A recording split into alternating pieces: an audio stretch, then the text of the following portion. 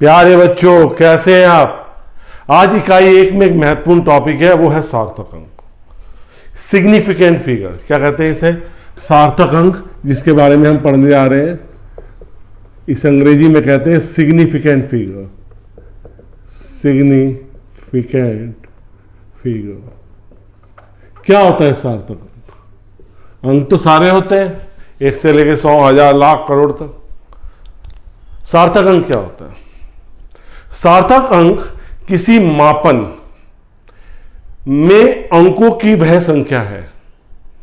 सार्थक अंक किसी मापन में अंकों की वह संख्या है जिसके द्वारा राशि को निश्चित रूप से व्यक्त किया जाता है। जिसके द्वारा किसी राशि को निश्चित रूप से व्यक्त किया जाता है। कैसी राशि? किसी वस्तु का द्रव्यमान है, तो कितना द्रव्यमान है? 12 kg, 12.23 kg। तो सार्थक अंक किसी मापन में अंकों की वह संख्या है जिसके द्वारा किसी राशि को निश्चित रूप से व्यक्त किया जाता है। एक और परिभाषा आती है। दूसरी परिभाषा क्या होती है? सार्थक अंक किसी प्रयोग द्वारा शुद्धता से मापे जाने वाली अंकों की वह संख्या है। अंकों की वह संख्या है जिसमें अंतिम अंक निश्चित नहीं होता।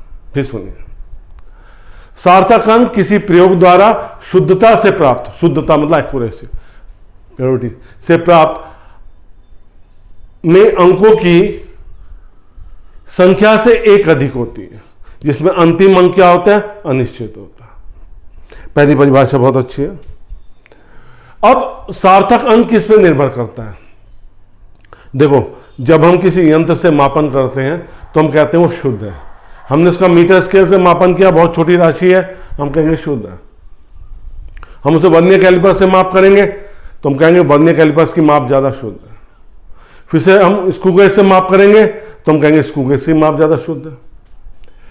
एक लंबाई हमें मिलती है 1.7 सेंटीमीटर। ये किससे मिली? 1.72। ये किससे मिली? वर्नियर कैलिपर से। 1.723 सेंटीमीटर। ये किससे मिली? स्क्रू गेज से। तो ये मापन अधिक शुद्ध होगा। सार्थक अंकों के नियम क्या है बच्चों? इसका मतलब क्या हम कह सकते हैं? कोई भी यंत्र शुद्धता से मापता है, लेकिन उसकी शुद्धता दशमलव के बाद अंकों की संख्या पर निर्भर करती है। पहले में हमने पैमाने से नापा, 1.7 सेंटीमीटर आया, हमने शुद्ध माना। लेकिन जब वर्नियर कैलिपर से उसको नापा 1.72 सेंटीमीटर था, और स्क्रू गेज से नापा तो 1.723 सेंटीमीटर था। तो शुद्ध किसके द्वारा मापा गया?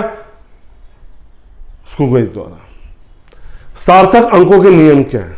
पहला नियम, सभी अशून्य अंक सार्थक होते हैं। सबसे पहला और सबसे इंपॉर्टेंट नियम है, सभी अशून्य अंक सार्थक होते हैं। कितने अंक हैं इसमें?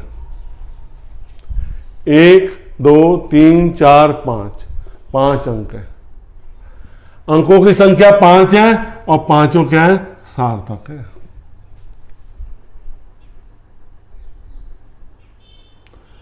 अब दूसरा नियम आता है, अशून्य अंकों के बीच सभी अंक सार्थक होते हैं। अशून्य अंकों के बीच सभी अंक क्या होते हैं? सार्थक होते हैं।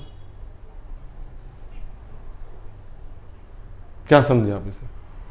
तीसरा, यदि अशून्य अंकों के बाद आ रहा है तो ये अंक, ये जो शून्य होंगे ये सार्थक नहीं होंगे, ये अशून्य अंकों के बीच में सार्थक होंगे। इसमें सार्थक अंकों की संख्या कितनी होगी बच्चों? 2 होगी। चौथा, अब इसी की हम माप ले रहे हैं। देखो, 1100 सेंटीमीटर उस मापन किया और उसका मात्रक साथ में आ गया, तो सभी शून्य अंक, क्या वो अशून्य अंकों के बीच में हो या अशून्य अंकों के बाद में हो, वो क्या हो जाएंगे? सार्थक हो जाएंगे। पांचवा 0.0460। यदि दशमलव से पहले कोई अशून्य अंक नहीं है तो दशमलव के बाद का शून्य भी नहीं मापा जाएगा, लेकिन अशून्य अंक के बाद का शून्य ये न मापा जाएगा। ये 4, 6 जीरो ये सार्थक होंगे, ये 2 जीरो सार्थक नहीं होंगे, इसलिए इसमें सार्थक अंकों की संख्या कितनी आ गई? 3। छठा, अब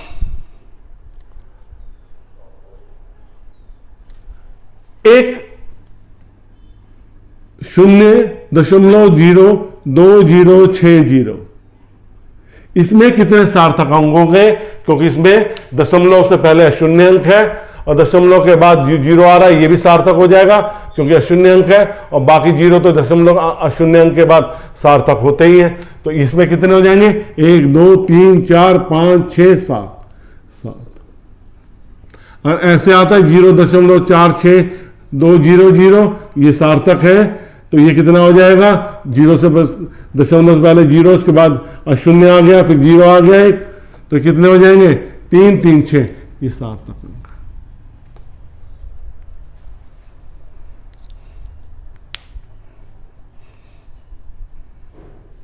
ये चीज आपको समझ में आई बच्चों कि हमने एक नियम बताया सार्थक अंकों का कि उसमें कितने होते हैं, कैसे मापे जाते हैं। सभी अशून्य अंक सार्थक अंक है। यदि शून्य शून्य अंक के बीच में आता है सार्थक होता है, यदि शून्य शून्य के बाद आता है तो वो सार्थक नहीं होता। अगर उसी में अशून्य के बाद शून्य आ रहा है और वो मापन है तो वो सार्थक हो जाता है। अगर दशमलव से पहले कोई अशून्य अंक नहीं है तो वो जीरो सार्थक नहीं होते। यदि दशमलव से पहले अशून्य अंक है और जीरो जितने भी आएंगे अब सार्थक हो जाएंगे। तो बच्चों ये सार्थक अंकों को मापने के क्या थे? नियम थे। अब इसमें हम क्या करने जा रहे हैं? योग, घटाना, गुणा, भाग, इसको समझाने जा रहे हैं।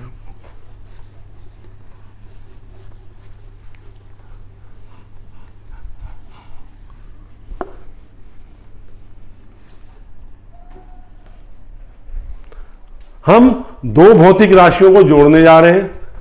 सबसे पहले जिन भौतिक राशियों को जोड़ा जाना है या घटाया जाना है उनके मात्रक समान होने चाहिए। केजी में से मीटर नहीं घटेगा, मीटर में से सेकंड नहीं घटेगा, मीटर मीटर जुड़ेगा, सेंटीमीटर सेंटीमीटर जुड़ेगा, मतलब उनके मात्रक समान होने चाहिए। सबसे पहली चीज मैं किसको जोड़ रहा हूं?